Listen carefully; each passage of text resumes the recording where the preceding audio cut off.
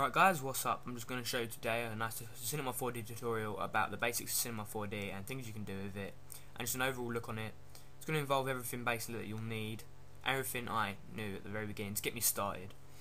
So first thing you want to know about the render options. So I'm going to click on this button up here, go to output, and click on that, and go to screen and change it to editor resolution. And instead of current frame, you want to change it to all frames.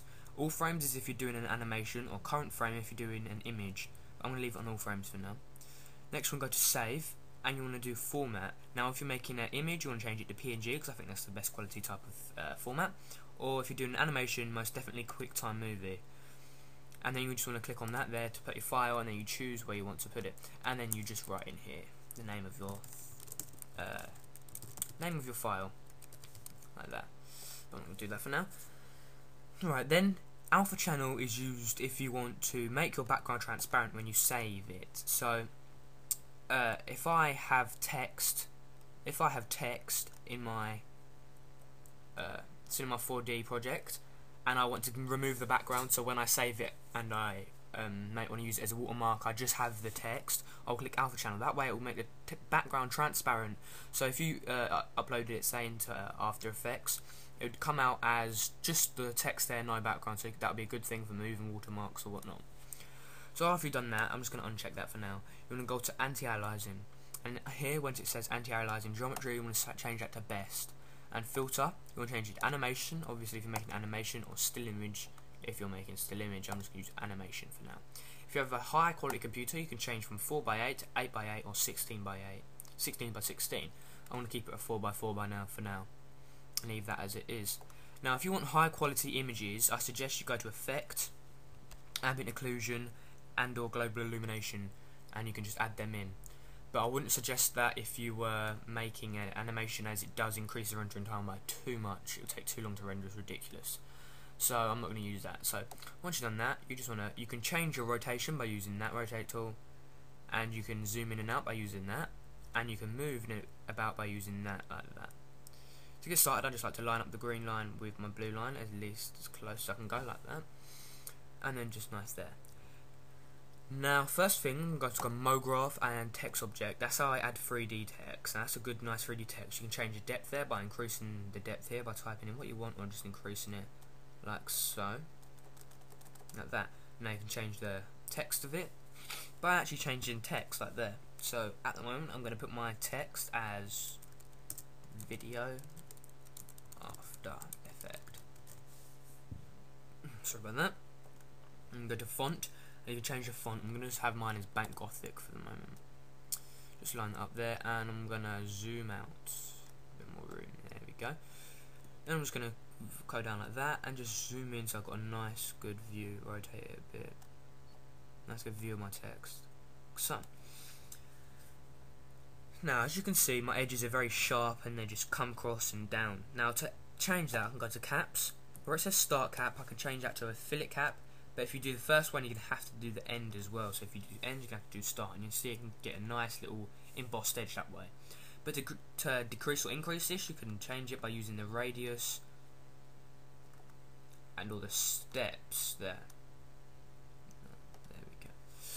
So after that, so you can see I've got a nice text. I'm going to make it a bit of colour. So to do this, I want to double click down here on materials, and I'll get this. Double click on that. Go to colour and just change this to whatever I want. I'm going to have it a nice blue there, like that. And then I can go to reflection, add a reflection to it.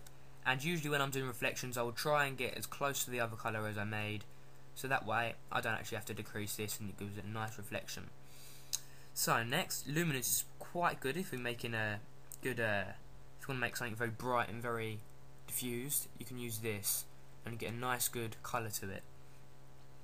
You can also add glows, which I'm not going to do, but if you do want to add a glow and you don't want the glow, you want a glow a different colour, uncheck that, and then you can just go up here and you can change it like that. But I'm not going to use a glow. And then next, to add it to your object, you just drag it and drag it onto text, or you can drag it up there.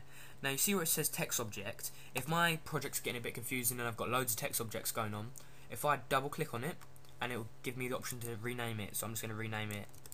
Because that way it gives you a bit more organisation. You know what you're selecting. Now, if I render this out, the background's black, as you can see. Now to change this, you hold down there and you go to sky, and then you create another material, and you make this material whatever colour you want to use, but you can't make it pitch black, otherwise it won't work, I don't think. No, yes it will, sorry about that, but I can change the colour of it, so I'm just going to make it a bit of a lighter grey about there, and then I'm just going to drag that on. You don't usually add reflections to the sky for obvious reasons, but now if I render it, you see I've got a nice greyish background. But the thing what you want to do is add a light to a lot of your scenes, so to do that you hold down there, go to light, or you can just tap it like that, and then you just want to drag the light out quite far, and you'll see I've got a nice light there. There we go, and then I can drag that there. Oh, something like that. There we go. Now to group this, say I want all the lights as a group, I'd put a box around all my lights, and I'd push Alt and G, and then I'd double click on the null object, and I'd rename it to say whatever I want to say lights. And that way it's grouped all the lights and made it a lot more organised if I was using. So now if I move one light, it moves them all. So now if I render that out, I've got a nice good image there. So now quickly before we end, I've got a you see I've got a timeline down here. Now to animate this, I like to add a keyframe at the beginning where it is at the moment, so where you want it to end. So wherever you want your animation to end, you'd add a keyframe at 0, and then you move to 40 or however many you want, and now 60 I think is a second, so I'm going to put on 60, and then you'd move it out to wherever you want it to start, so that way it's a lot easier to manage, and then you'd add another keyframe, and then when you're done adding keyframes, you'd switch them around, so 0 to 60 and 60 to 0. That way it's a lot more organised, and you can do it without having to move your camera around. And now you see if I go back to the beginning, and it will come flying in. Alright guys, so thanks for watching this tutorial just about the overall basics of Cinema4D, just to get you started. I hope you enjoyed it. Make sure you comment, rate, subscribe, and check out some more for more awesome Video After Effects videos.